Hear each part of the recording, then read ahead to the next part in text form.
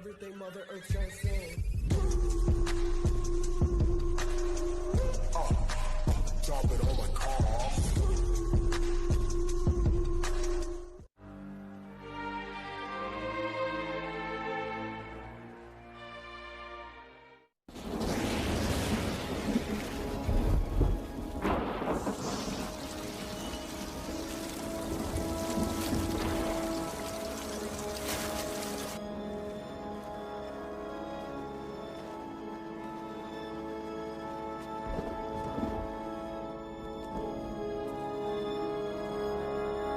C'est ici.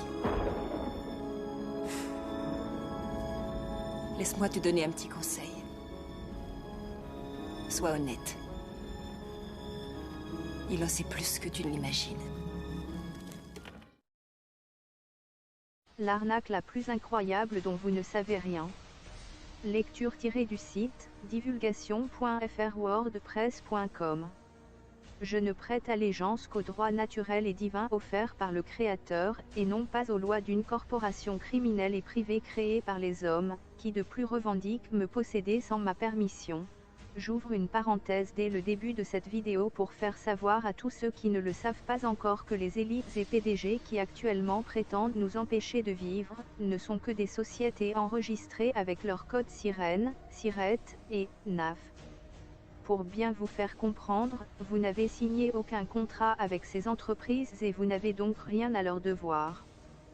Donc comme toutes entreprises enregistrées auprès de l'INSEE créées en 1946, elles ont pour but de faire du commerce, avec nos prélèvements obligatoires et surtout avec toutes leurs amendes qui sont une vraie poule aux œufs d'or pour elles. Toutes les règles et contraventions Covid-1984 n'ont qu'un seul but, celui de vous dévaliser illégalement afin que ces sociétés prospèrent pour rester viables. La seule loi que je reconnais est de ne pas nuire à autrui ni à ses biens, de vivre dans le respect de la nature divine. Vous êtes mort dès votre naissance aux yeux de la loi. Cela dure depuis 1794, loi du 6 fructidor de l'an 2, soit juste après la Révolution faisant la passation du nom d'usage au nom de famille, habituellement réservé aux sociétés pour les reconnaître telles que la boulangerie du Pont. On l'appelle la fraude du nom légal. Le pire, c'est qu'elle débute dès votre arrivée au monde, sans votre consentement, bafouant les droits naturels et inaliénables de l'être humain, et c'est sur cela qu'est bâti le système tout entier, et il perdure grâce à votre ignorance. Mais il est possible de s'extirper de cela, nous vous en parlerons plus tard dans l'article. Tout d'abord, il faut revenir au début du commerce, tout a un lien. Lorsque l'homme a commencé à produire des excédents agricoles, il s'est mis à commercer avec d'autres cultures, civilisations. Le tout essentiellement par voie maritime. Il a donc fallu créer des lois pour réguler les échanges. C'est là que le droit maritime est né. Les lois étaient donc liées au pavillon, le drapeau sur un bateau. La règle voulait que le pavillon du navire représentât les règles qu'il appliquait. Lorsqu'un navire avec un pavillon rencontrait un autre navire sans pavillon, celui qui n'en avait pas devait se plier à celui qui en possédait un, et lorsque deux navires avec des pavillons différents se rencontraient, alors ils devaient négocier sous le biais de contrats pour réguler leurs transactions. Notre fonctionnement juridique est issu du droit maritime, toutes ces notions se retrouvent au quotidien. C'est là que l'arnaque commence, votre mère est considérée comme un pavillon sans drapeau et vous, une marchandise qu'elle transporte. Pourquoi pavillon et marchandise? Parce que la notion de vivant n'existe pas dans le droit. Les termes, personne, citoyen, Jean, monsieur, madame, individu, relèvent de la fiction. Même le mot, naissance. Quand on parle de naissance, juridiquement cela signifie la création d'une personnalité juridique. Lorsque votre mère, considérée comme navire sans pavillon, accouche de vous en France, juridiction possédant un pavillon, votre mère doit donc se soumettre aux lois du pavillon en question et cet hôpital est considéré comme un port d'attache français. Dès votre apparition, on crée un acte de naissance transférant votre souveraineté à l'État, sans votre consentement libre et éclairé. L'acte de naissance. Il est issu du certificat d'importation, réservé aux marchandises prises en charge par une nation. Voyez les similarités entre le certificat de naissance et le certificat d'importation. Une date d'émission, c'est la date de naissance.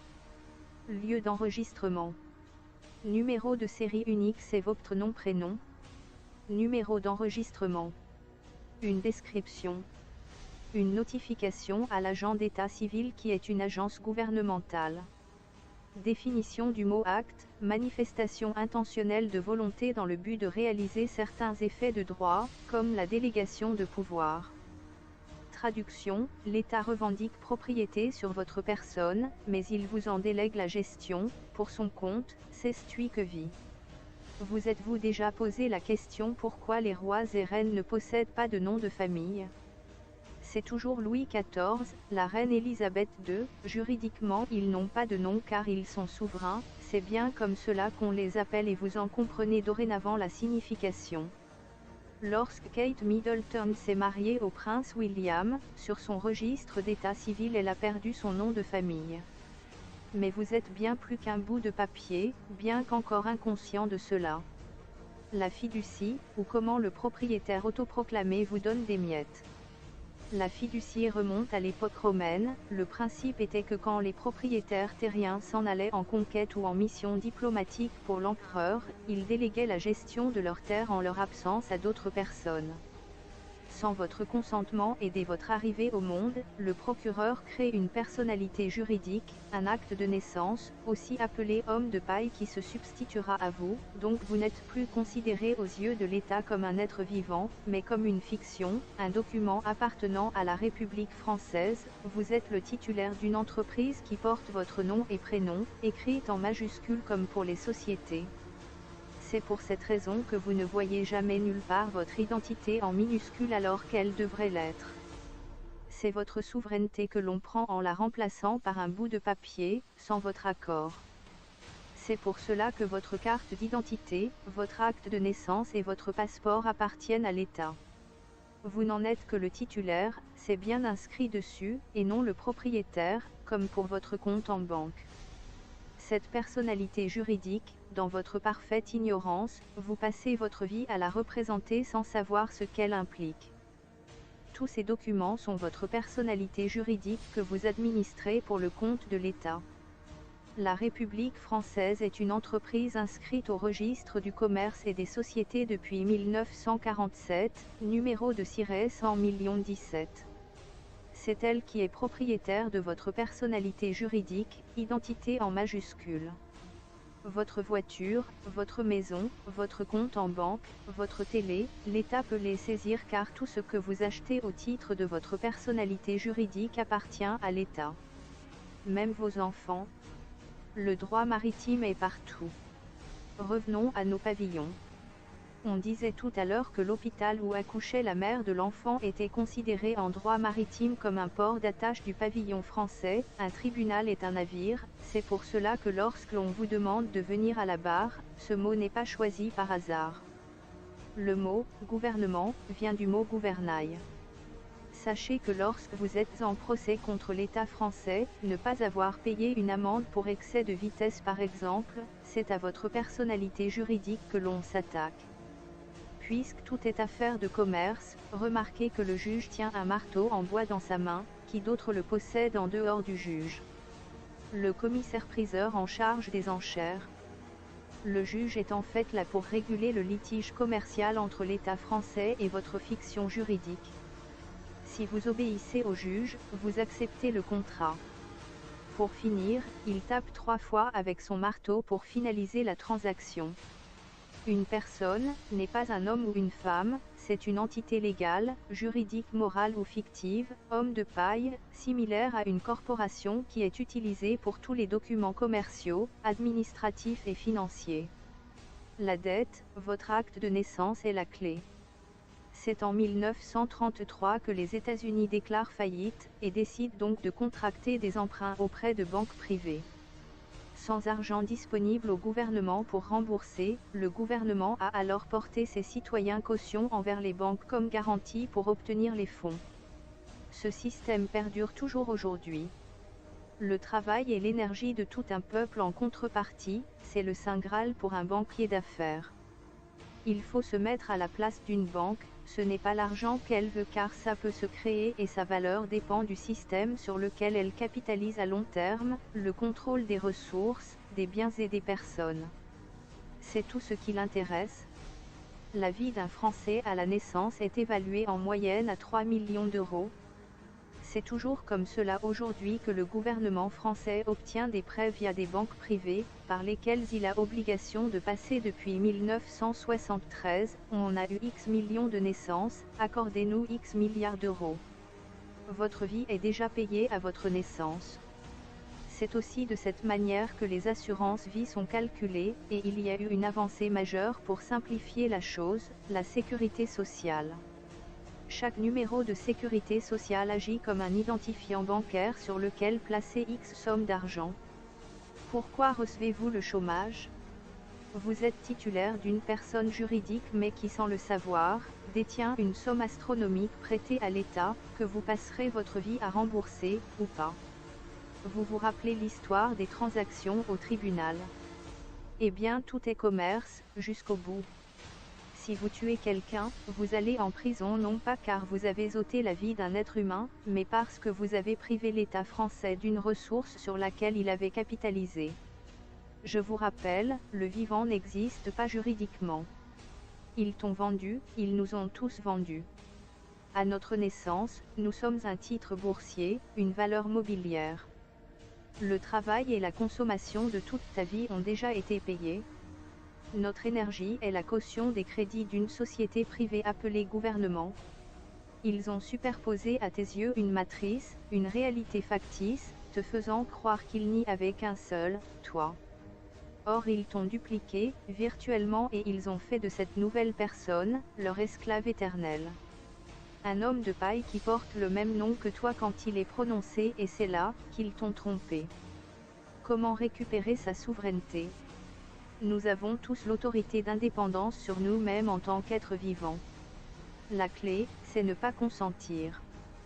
Un gendarme vous demande de sortir de votre voiture. Vous appelle monsieur, madame. Vous demande de couper le moteur. Il s'adresse à votre personnalité juridique, et non à votre être, fait d'os de chair et de sang. Vous n'êtes pas obligé de lui présenter votre carte d'identité, si vous ne désirez pas reconnaître votre homme de paille fictif. Un juge, il est bien au courant de cela, vous demande de vous lever et venir à la barre. Il vous demande si vous comprenez les accusations contre vous. Dites non. C'est à votre fiction qu'il s'adresse. Dans ce cas précis, il faut remettre le jeu à sa place. Je suis votre prénom, être vivant souverain et j'administre l'entité juridique, homme de paille fictif prénom et nom de famille associé à la famille nom de famille par ouï-dire. Pourquoi par ouï-dire? Car seule la mère du corps physique est certaine, le père est toujours un ouï-dire, sachez que le nom de famille, c'est l'État et non le père qui vous l'attribue. La réalité est que tout être est souverain et que personne à part Dieu lui-même n'a de pouvoir contre vous si vous restez dans l'alignement de votre divine souveraineté. Évidemment ne vous attendez pas à ce que cela fonctionne si vous vous mettez demain à agresser physiquement un autre être souverain, qu'il soit conscient de sa souveraineté ou pas. Pour avoir accès à ce droit, vous devez respecter la souveraineté de tous. Nous avons cependant oublié notre réel pouvoir à cause d'un enfumage incessant des médias, de la culture de l'ego et j'en passe. La peur nous enferme dans leur système, la peur de manquer d'argent, la peur du terrorisme, de l'anarchie, du changement climatique, du changement tout court. Un oiseau né en cage pense que voler est une maladie. Cette peur justifie leur tyrannie, l'esclavage moderne par la dette et la répression, les gens pensent donc qu'il leur faut absolument un gouvernement pour les protéger. Comme le dit si bien Aldous Huxley, la dictature parfaite serait un monde où les esclaves auraient l'amour de leur servitude. Le contrat, ou plutôt coup d'État à la naissance, ou dol, sur votre souveraineté n'est pas valable, en tant que petit être humain vous n'aviez pas la parole et la manière de faire valoir votre consentement ou non, libre et éclairé. On appelle cela un dol, en droit civil, c'est une manœuvre dans un contrat visant à tromper l'autre, cela entraîne la nullité du contrat. C'est pour cela qu'ils essaient de conserver l'autorité sur la population en fusionnant l'identité biologique, empreinte digitale, avec l'identité numérique, passeport. Jetez un œil également à l'article 6 de la Déclaration universelle des droits de l'homme, au-dessus de toute loi nationale, chacun a le droit à la reconnaissance en tout lieu de sa personnalité juridique. Ce qui signifie aussi le droit de ne pas s'en servir, de ne pas la reconnaître. Si vous voulez aller plus loin, regardez cette vidéo d'un être humain souverain sorti d'un tribunal en prononçant son propre acquittement. Déclaration de refus de consentement, dont je vous mets le lien en dessous de cette vidéo. Créez votre carte d'être humain, association de faits déclarés à l'ONU. Le lien est aussi en dessous. La fraude du nom légal expliquée par un ancien banquier d'affaires. Lien également sous la vidéo. Cette conférence audio et cette chaîne YouTube sont à suivre, fraude du nom légal et souveraineté. Là encore, le lien est sous la vidéo. Voilà, j'espère que cette vidéo va vous donner l'envie de faire vos propres recherches et je vous dépose aussi le dernier lien qui vous aidera à comprendre que vous pouvez sortir de cette arnaque et vous libérer en tant qu'être souverain. Damour.eclablo.com est le lien qui traite de ce sujet avec énormément de recherches et articles qui j'espère va vous ouvrir les yeux sur cette énorme arnaque qu'est votre statut d'homme de paille.